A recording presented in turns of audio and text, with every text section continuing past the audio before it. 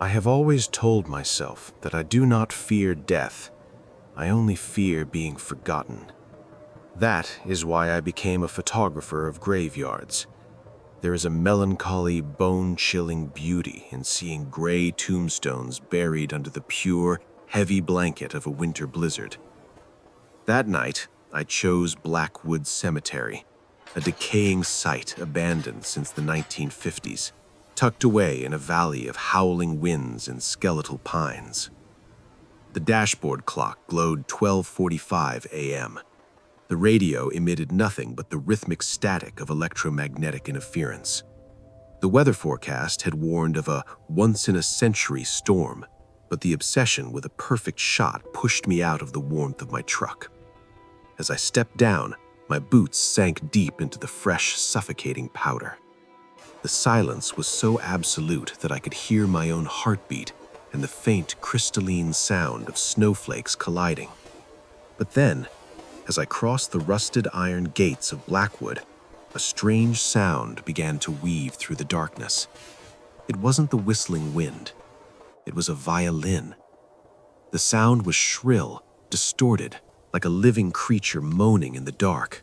It didn't feel out of place. On the contrary, it seemed to be conducting the rhythm of the falling snow. I adjusted my lens, my breath forming thick white clouds in front of me. I followed the melody, stepping over nameless graves, until I reached the Vandermeer family mausoleum at the far end of the cemetery. Under the flickering beam of my camera-mounted flashlight, I saw her. Amid the blur of white, a streak of crimson stood out like an open wound on pale skin. She stood atop a marble mausoleum over 6 feet high. She wore a red silk ballroom gown, thin, elegant, and completely insane for the minus 15 degrees Celsius weather. Her bare shoulders were porcelain white and utterly still. She was playing with a feverish intensity, her long black hair whipping wildly in the wind. "Hey!" I shouted, my voice cracking against the gale. "What the hell are you doing? You're gonna freeze to death!" The music snapped to a halt. A terrifying silence descended, so heavy my ears felt pressurized. She slowly lowered her bow, her neck movement stiff like a wooden doll that hadn't been oiled in decades. When she turned her face towards me, I dropped my glove in sheer shock. That face, it wasn't human. It was a mask of pale, smooth skin, but in the center, where a nose should be, were 2 dark, hollow slits. Her eyes were unnaturally large, occupying nearly half her face, pitch black, void of pupils, reflecting my flashlight like twin shards of obsidian. "Can you hear it?" she whispered. The voice didn't seem to come from her throat. It echoed from the very air around me. "The symphony of eternity. Snow hides all sins, but music exposes them." I took a step back, my survival instinct screaming. Then my eyes darted to the base of the stone structure. My heart felt as though an icy hand had squeezed it tight. The snow around the mausoleum was perfectly flat, smooth as unrolled silk. There were no footprints leading to it, no marks of anyone climbing the stone. She was either a ghost manifested on the spot, or something that had been waiting beneath the stone for decades. What are you?" I stammered. She didn't answer with words. Instead, she cracked a smile, if you could call that wide, jagged rift in her face a smile. She raised her violin and struck a note so shrill that the filter on my camera lens shattered. Then she leapt. She didn't climb down. She threw herself in a free fall from the 6-foot height directly onto the snow-covered stone floor. A dry, sickening crack echoed through the night, the sound of shin bones splintering on impact. I screamed in horror, moving to help, but what happened next froze every nerve in my body. Her legs snapped back at an impossible inverted angle, white bone piercing through the red silk. Blood began to pour out, but it wasn't red. It was a thick black liquid, viscous like tar. Yet she showed no pain.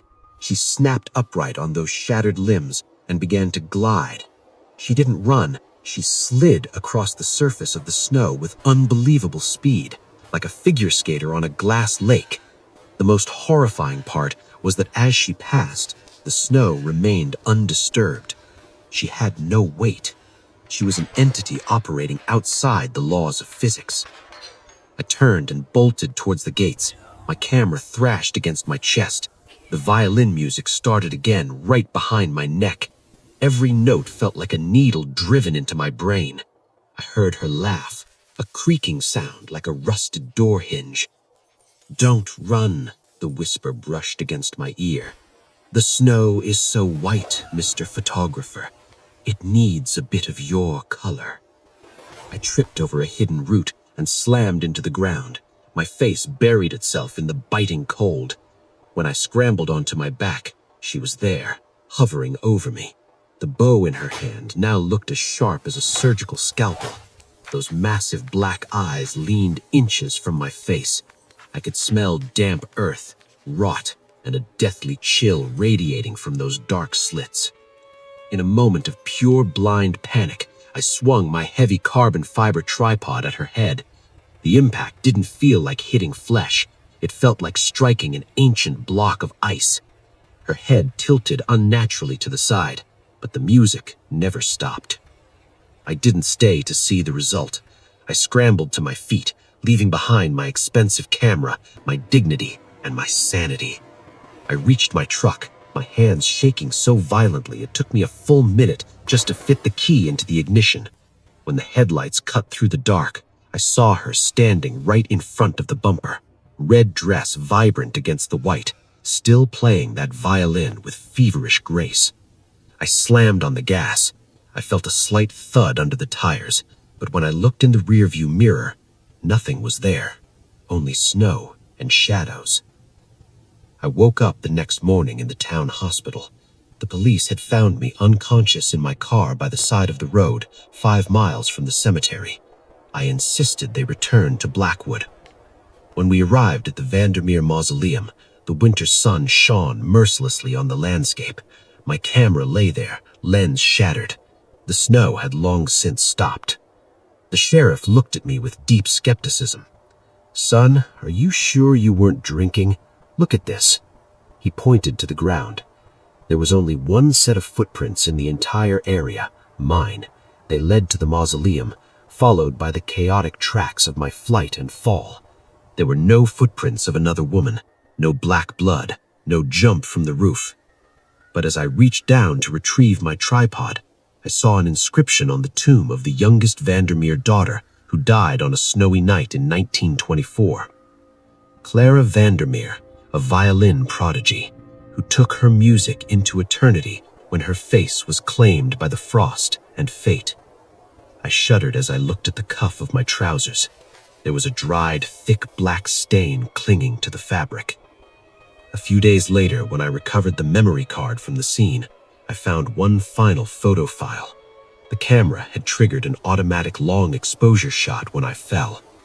In the photo, I am lying on the snow, my face twisted in terror, and above me, blurry like a phantom, yet undeniably real, is a red figure leaning down. When I zoomed in to the massive black eyes of that entity, I saw my own reflection. But in that reflection, I had no nose, and my lips were being sewn shut with black violin strings. That night, in the warmth of my city apartment, I heard a scratching sound outside my 12th-story window.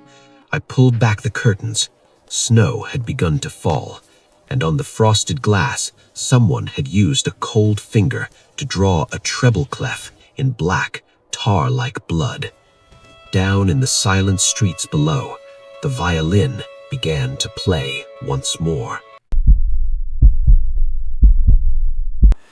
The cabin was supposed to be a sanctuary, a canvas of quiet. Tucked deep within the remote Rockies, accessible only by a winding, unplowed gravel road during winter. It was an artist's dream, or so I, Elias Thorne, had convinced myself.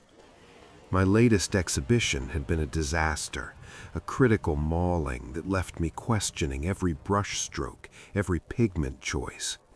I needed isolation, a brutal, purifying silence that only nature, in its most unforgiving state, could provide. I needed to find my art again, or simply to find myself.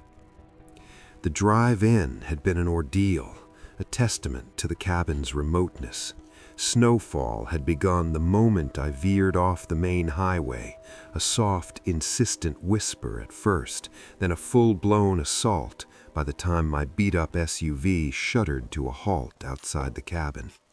It was a rustic structure, weathered pine logs hugging a small clearing, surrounded by an impenetrable wall of snow-laden evergreens. My phone rang as I was unloading my easel and paints, the signal miraculously clinging on. It was Hank, the old caretaker who'd given me the keys. His voice, usually gruff and practical, held a strange edge. "Elias, you there? You made it?" "Just pulling in, Hank. Barely. The snow is a real beast out here." "Listen close, son. Weather's gonna get worse. Don't go outside for anything, and I mean anything." I chuckled, thinking of my urban sensibilities clashing with mountain folk wisdom. "Got it, Hank. Fully stocked. Not leaving till spring." "No, you don't get it," he insisted, his tone chilling me despite the warm air blasting from the cabin's old furnace. "I mean, don't open the door, not even a crack, and if you see anything, just ignore it. You hear me? Just ignore it." There was a finality in his words, a tremor that settled deep in my stomach.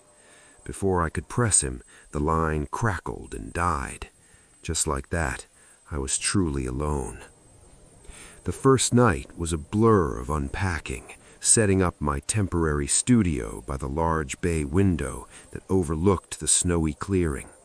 The storm outside raged with a primal fury, coating everything in a thick, insulating layer of white. It was a beautiful, terrifying spectacle, and I found myself staring out for hours, mesmerized by the hypnotic dance of the flakes. When I finally drifted off, the cabin groaning around me, my dreams were filled with the sound of wind and a strange rhythmic scraping, like metal against ice. I woke to an unnatural quiet. The blizzard had ceased. Sunlight, filtered through a haze of distant clouds, cast a soft, ethereal glow on the world outside. The clearing was pristine, a vast, unbroken expanse of white. And then I saw it.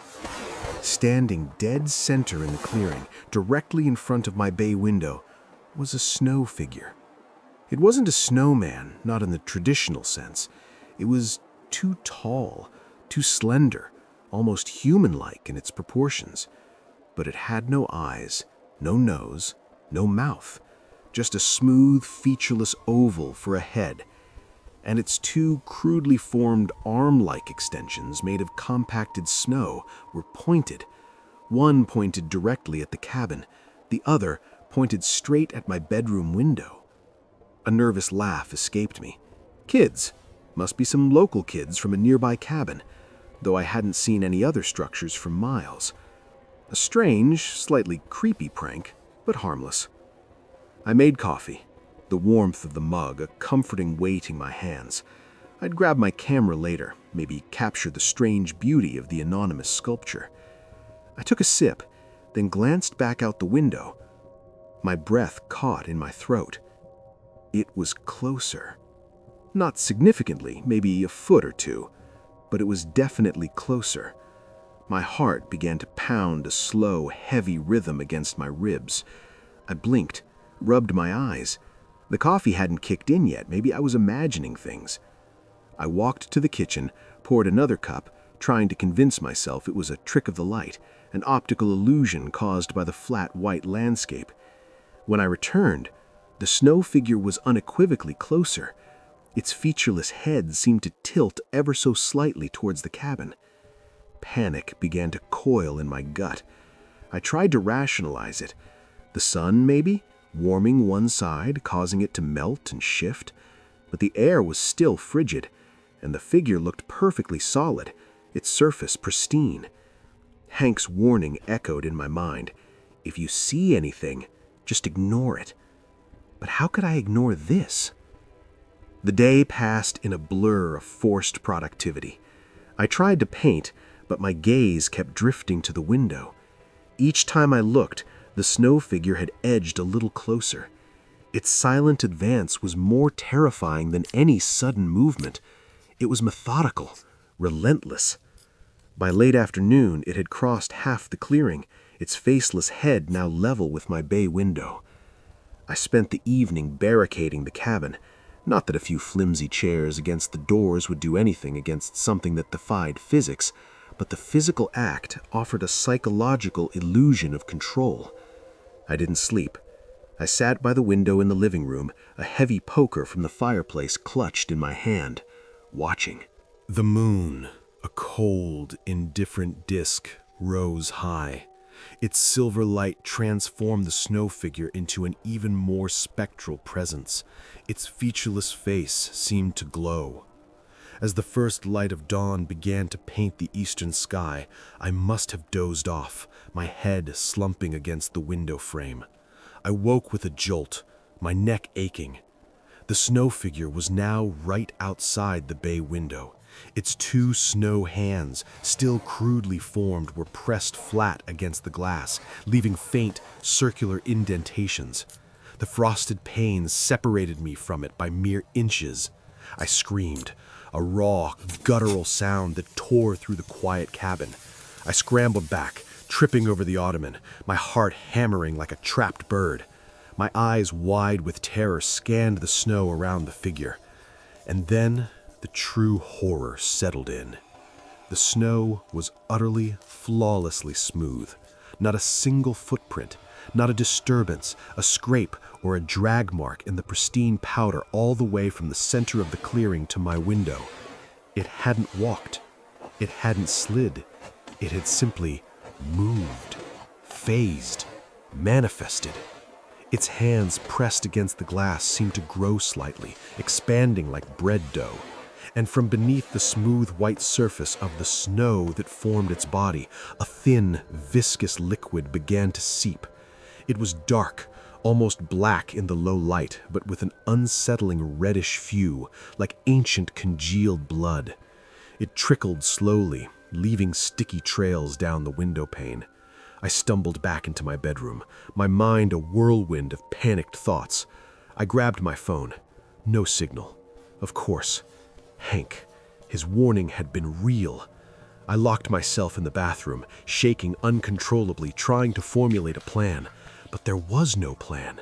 What do you do against something that doesn't walk, doesn't leave footprints, and weeps blood-tinged liquid? I spent the next day huddled in the bedroom, staring at the phone, willing it to show a single bar of signal. Outside, the world was a still, white tomb. I could hear nothing but the frantic thumping of my own heart. I didn't dare look out the window. Every shadow, every creak of the cabin sent shivers down my spine. Night fell again, colder and darker. I was starving, but the kitchen felt like a perilous journey. My thirst was unbearable. I knew I had to move, but the thought of passing that window, of potentially seeing that featureless face, paralyzed me. Finally, driven by an animalistic need, I crept out. Each step was agony, my muscles tense, my breath held. I hugged the wall, my eyes fixed on the floor, avoiding the large bay window. But as I reached the kitchen door, I heard it, a soft, rhythmic thump, thump, thump, coming from outside the living room window.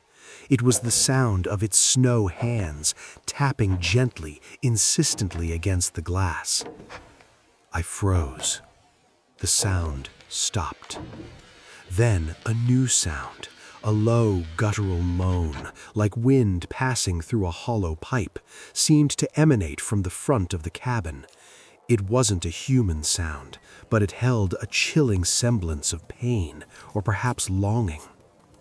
I couldn't take it anymore. I needed to see. I needed to understand what this thing was, what it wanted. Cautiously, trembling, I edged toward the living room window. My heart screamed at me to turn back, to run, but a morbid fascination, an artist's desperate need to witness, compelled me forward. I reached the curtains, my hand shaking so violently I almost couldn't grasp the fabric. I took a deep, shuddering breath, then, in one swift motion, I yanked them open. The snow figure was gone. The clearing was empty. A fresh blanket of snow, disturbed by nothing, stretched out to the tree line. The dark, reddish liquid I'd seen on the glass was gone too, washed away by new flakes, or simply never having been there at all. It was pristine, unblemished. Relief washed over me so powerfully I almost collapsed. It was gone. It had left. Maybe it was just my overactive imagination, exhaustion, the isolation playing tricks on me. Hank's words amplified by my own paranoia. I laughed, a weak, hysterical sound. I was free. I ran to the kitchen, chugged water straight from the tap, and scarfed down stale crackers, feeling an almost dizzying sense of liberation.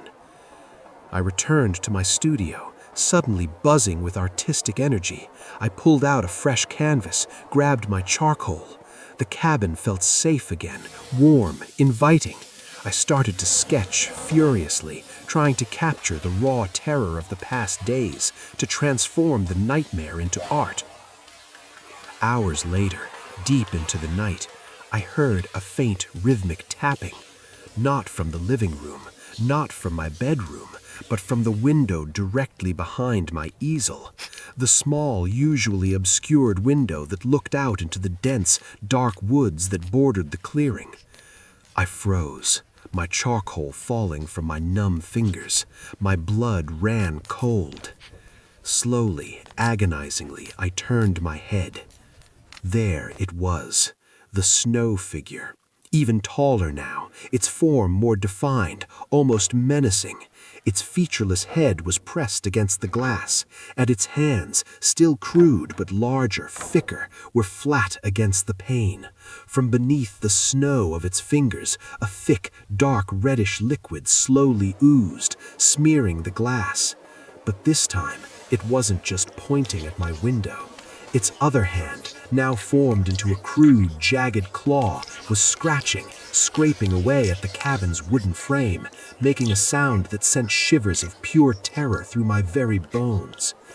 And through the growing crimson smear on the glass, I could see, or perhaps just feel, that its blank, featureless face was now directly staring at me. And slowly, deliberately, the oozing, blood-like liquid began to form a single, unmistakable word on the window pane. Open. The silence of the mountains is not peaceful. It is heavy. It is a predatory silence that waits for you to make a mistake. We were 5. Mark, Sarah, Chloe, me, and Nam. We were seasoned hikers, or so we told ourselves when we booked the trip to the Kongai Peaks. But the mountain didn't care about our experience. The avalanche happened at 4 p.m., a sudden thunderous roar that sounded like the earth itself was cracking open. We managed to scramble into a shallow limestone cave just as a wall of white death obliterated the trail we had been standing on seconds before. Now we were trapped. The entrance was partially blocked, leaving only a narrow gap at the top. Outside, a relentless blizzard had begun, erasing the world in a blur of stinging ice. "We can't stay here," Nam said, his voice unusually steady despite the frost coating his eyebrows. "The temperature is dropping. By morning, we'll be 5 popsicles in a cave. I'll go. I saw a ranger station marker about 2 miles back before the slide. I can make it if I move now." Nam was the strongest of us, a marathon runner with a lung capacity that seemed superhuman. After a heated argument, we relented. We watched his silhouette disappear into the white void, his orange jacket the last spark of color in a dying world. An hour passed. We huddled together, sharing body heat, our breaths blossoming into thick clouds. The silence of the cave was rhythmic, broken only by Chloe's soft sobbing and the whistling wind outside. Then we heard it. Crunch, crunch, crunch. A figure emerged from the veil of snow. It was Nam. He squeezed through the narrow gap at the entrance and dropped onto the stone floor. "Nam, thank God!" Sarah cried out, reaching for him. He didn't respond. He didn't even look at her. He stumbled past us, his movements stiff and jerky like a marionette being pulled by tangled strings. He went straight to the darkest corner of the cave, sat down, and pulled his hood low over his face. "Nam, did you find the station? Is help coming?" I asked, stepping toward him. He remained silent. His hands were tucked into his sleeves, and he was hunched over so far his forehead nearly touched his knees. His face, what little I could see of it, was the color of a guttering candle, waxy, pale, and devoid of life. "He's in shock," Mark whispered, placing a hand on my shoulder. "Give him a minute. The wind out there is brutal." But something felt wrong. The air in the cave had changed the moment he entered. It no longer smelled like damp stone and old pine. It smelled heavy, like raw meat left in a cold cellar. "I'm going to check the snow," I said, a sudden inexplicable dread rising in my throat. Maybe he left a marker or something out there. I squeezed through the gap, stepping out onto the ledge. The wind tried to tear me off the mountain, but I braced myself against the rock. I looked down at the fresh layer of snow covering the ledge. My heart didn't just skip a beat, it seemed to stop entirely. There were 2 sets of tracks. The first set was clearly Nam's. I recognized the distinctive tread of his hiking boots. They led away from the cave, heading toward the ridge. They were deep, purposeful, and human. The second set of tracks, however, led into the cave. They followed Nam's path exactly, but they were not boot prints. They were massive 4-toed claw marks, the size of a grown man's hand. The stride was long, and the weight of whatever had made them had pressed deep into the frozen crust, deeper than a human possibly could. But the most terrifying detail was the positioning. The claw marks were spaced exactly where Nam's feet should have been as he walked back. It was as if something had stepped into his footsteps, wearing them like a costume, but had forgotten to change its feet. Or perhaps it had stopped caring about the disguise once it reached the door. A coldness that had nothing to do with the weather washed over me. I turned my head back toward the narrow opening of the cave. From this angle, through the gap, I could see the back of the figure sitting in the corner. Nam's orange jacket was torn, not a rip from a branch, but long vertical shreds that looked like they had been burst open from the inside. I lunged back into the cave, my lungs burning. "Mark! Sarah! Get away from him! That's not Nam!" The group froze. They looked at me, then at the hunched figure in the corner. "What are you talking about?" Chloe stammered, her voice trembling. "The tracks!" I screamed, pointing wildly at the entrance. "The tracks coming back! They aren't human! They're claws! Something followed him, or something is him!" The figure in the corner stopped shivering. The rhythmic sound of his heavy, wet breathing ceased. Slowly, with a sickening sound of grinding bone and wet sinew, crack, crack, the head began to turn. It didn't turn the way a human neck moves. It rotated smoothly, 90 degrees, then 120, then a full 180 degrees, until the face was looking directly over its own spine.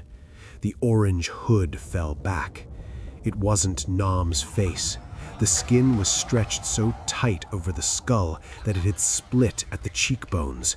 The eyes were nothing but vast, milky white orbs that reflected the dim light of our dying flashlights.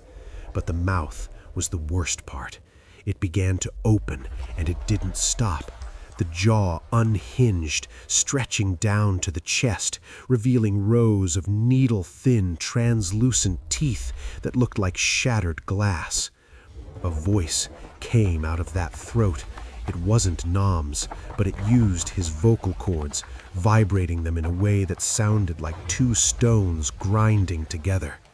It tilted its head, the neck bones popping like firecrackers in the silence of the cave. "You noticed?" it whispered, a wet, gurgling sound accompanying the words. It began to stand. As it rose, it didn't unfold like a man, its limbs elongated, the joints snapping and repositioning. The orange jacket finally gave way, tearing apart as gray, leathery flesh and corded muscle burst through the fabric. It was too tall for the cave, its head scraping the limestone ceiling, leaving a trail of black slime on the rock. "Nam?" Sarah whispered, her voice small and broken. The thing leaned forward, its face inches from hers. It inhaled deeply, savoring her terror. Nam was delicious, but he was small. I am still so hungry. It lunged. The last thing I saw before my flashlight hit the ground and shattered was that impossibly wide mouth, opening like a dark grave, and the inverted tracks in the snow outside, slowly being filled by the falling white shroud of the mountain, erasing the evidence that we had ever existed.